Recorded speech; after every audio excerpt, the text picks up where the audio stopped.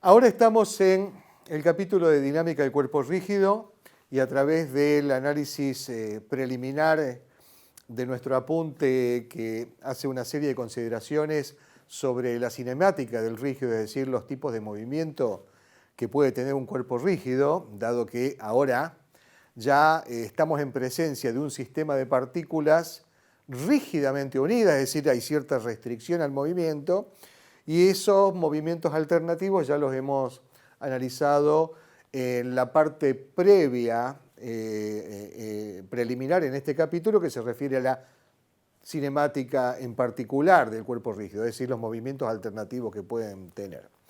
Vamos a empezar a mostrar las ecuaciones generales con las que vamos a transitar este capítulo, algunas de ellas ahora las vamos a presentar, y que tienen que ver con algunas deducciones que también hemos hecho para la dinámica del sistema de partículas. ¿Por qué? Porque un cuerpo rígido no deja de ser un sistema de partículas, pero con la particularidad que estas partículas están unidas rígidamente, es decir, concebimos al cuerpo rígido como un cuerpo indeformable y en la realidad podemos asumir como tales aquellos que sufran muy pequeñas deformaciones. Supongamos que este es nuestro cuerpo rígido de análisis, sobre el que actúa una serie de fuerzas exteriores, F1, F2, F3, F4. Y vamos a señalar la resultante de las fuerzas exteriores que actúan sobre este cuerpo rígido. Ya hemos visto en la dinámica del sistema de partículas que es igual al producto de la masa total del sistema por la aceleración del centro de masa. Y esto no tiene por qué ser distinto. Hemos visto también que el momento de las fuerzas exteriores respecto al centro de masa es igual a la derivada del momento angular respecto al centro de masa con respecto al tiempo. Y el momento de las fuerzas externas respecto a cualquier punto O será igual a la derivada del momento angular respecto a ese punto con respecto al tiempo. Es decir, estas ecuaciones mantienen su vigencia.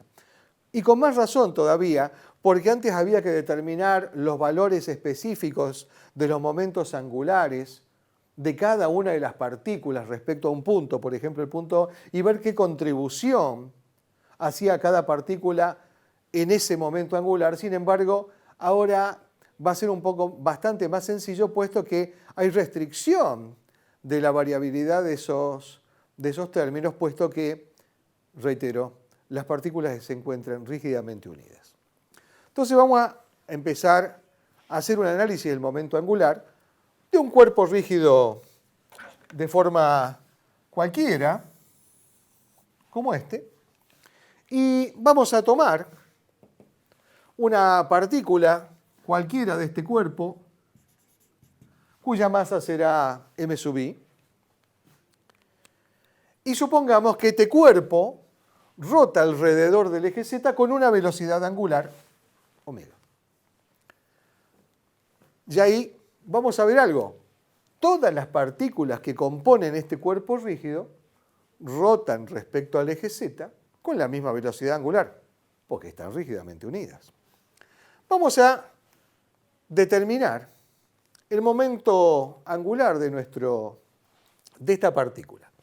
¿Para qué? Para después hacer la propuesta de determinar el momento angular total, que va a ser igual, siendo la partícula I, la iésima partícula que vamos a analizar, el momento angular total va a ser igual a la sumatoria de los momentos angulares individuales. Vamos a ver el momento angular de una partícula de masa m sub i.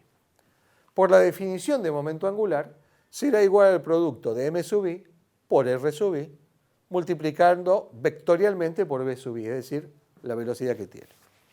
Esta partícula recorre una trayectoria circular alrededor del eje Z, es decir, en un plano que contiene a la circunferencia de radio r sub i mayúscula. La velocidad de la partícula de masa m sub i será la que está señalada acá en verde, tangente a la trayectoria en cada punto, por supuesto. Y el vector posición de la partícula de masa m sub i respecto a un referencial con origen en O estará dado por el vector de posición r sub i. Ahora bien, Vamos a ver si esto es la consecuencia de un producto vectorial. Ya estamos señalando entonces el resultado esquematizado, el resultado del vector momento angular de la partícula de masa m sub i respecto al punto O. Y ese será un vector perpendicular al plano formado por R sub i y por B sub i, por la misma definición de producto vectorial. Entonces, si R sub i, reiteramos, va a ser M sub i por R sub i minúscula, vector posición, por B sub i. Este producto vectorial entre dos vectores que es igual al módulo de uno por el módulo del otro por el seno del ángulo que hay entre ambos vectores. ¿Qué ángulo hay entre R sub i y B sub i? R sub i es equivalente a la generatriz de un cono invertido.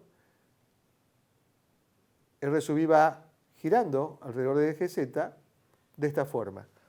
Y la velocidad B sub i, entonces, forma parte de la base del cono invertido, por lo tanto, hay perpendicularidad entre R sub i y B sub i. Si hay perpendicularidad, el seno del ángulo comprendido entre ambos vectores es igual a 1. Bien. Ahora, por eso podemos poner que L sub i, el módulo, será igual a MI por RI por B sub i. Veamos esto. La velocidad B sub i, ¿a qué es igual? Cuando vimos en cinemática, la velocidad de una partícula que describe una trayectoria circular es el producto vectorial entre la velocidad angular y el vector posición. Es decir, omega por R sub i. Ahora, omega es permanentemente perpendicular a R sub i, porque R sub i está contenido en el plano de trayectoria, que es perpendicular al vector momento angular. Por lo tanto, B sub i será igual a omega por RI, y RI mayúscula será igual a RI seno de tita sub i. Fíjense que no pusimos omega sub i para cada una de las partículas, porque la velocidad angular de cada partícula toda es la misma respecto al eje Z. ¿Por qué? Porque forma parte del mismo cuerpo rígido. Entonces, reemplazando, L sub i será igual a M sub i por omega por RI mayúscula por RI minúscula, siendo RI el radio de la trayectoria circular. Bien, ¿qué vamos a hacer ahora? Vamos a calcular la componente de L sub i, pero en la dirección del eje de rotación, que es el eje Z. Es decir, vamos a calcular Li sub Z, es decir, la componente de este vector momento angular en la dirección del eje de rotación. Es decir, que será el módulo de este vector, que ya lo tenemos, multiplicado por el coseno del ángulo que hay entre ese vector y el eje Z.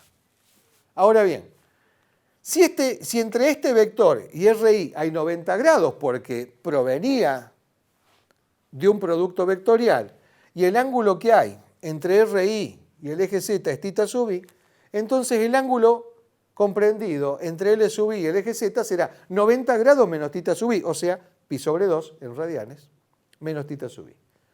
Aplicando la relación de coseno de alfa más menos coseno de beta, la relación trigonométrica, en definitiva concluimos que la componente según el eje Z de este vector momento angular L sub i es igual a L sub i por el seno de tita sub i. Es decir, que si lo reemplazamos tenemos MI, omega, RI mayúscula, RI minúscula, pero ahora multiplicado por el seno de tita sub i. Ahora, RI minúscula por el seno de tita sub i es RI mayúscula por una relación de que acá tenemos un triángulo rectángulo. Este es el cateto opuesto y esto será la hipotenusa. Por lo tanto, nos queda M sub i por RI cuadrado por omega. Esto para una partícula. Es decir, que el momento angular total, es decir, la componente según el eje de rotación del momento angular total de este cuerpo rígido respecto al eje de rotación, repetimos, será igual al momento angular de la partícula 1 según el eje Z más la componente del momento angular de la partícula 2 según el eje Z, más la componente del momento angular de la partícula 3, más las que sean. O sea que será la sumatoria respecto a I, donde I variará desde 1 hasta n, siendo n el número de partículas que componen este cuerpo rígido. Entonces será la sumatoria de los Li sub z.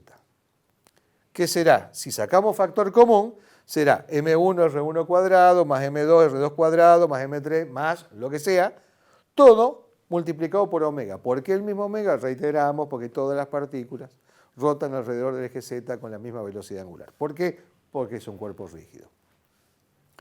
Entonces, la componente según el eje de rotación del momento angular será igual a la sumatoria de los m sub i por los r sub i cuadrado multiplicado por omega. A esta sumatoria de los productos de las masas individuales por la distancia más corta que hay entre esa masa y el eje de rotación elevado al cuadrado es lo que denominamos momento de inercia de este cuerpo respecto al eje Z en este caso.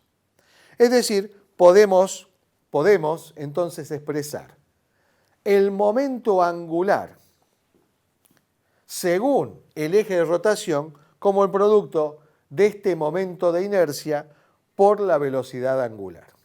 Veamos esto un detalle más.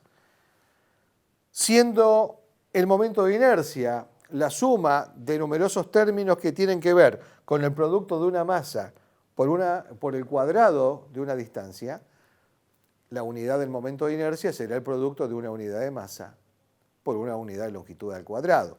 En el sistema internacional será el kilogramo por el metro elevado al cuadrado. Reiteramos entonces el concepto de momento de inercia respecto al eje considerado y la componente según el eje de rotación del vector momento angular será entonces el producto del momento de inercia respecto a ese eje y la velocidad angular. Detalle. El momento de inercia respecto a un determinado eje de un sistema de partículas rígidamente unido, obviamente debe ser un valor constante respecto a ese eje, puesto que depende de las masas y de las posiciones relativas de las masas respecto a ese eje. Y por tratarse de un cuerpo rígido, no puede haber cambio de la posición de esa masa respecto al eje, porque si no, el cuerpo hubiera sido deformado.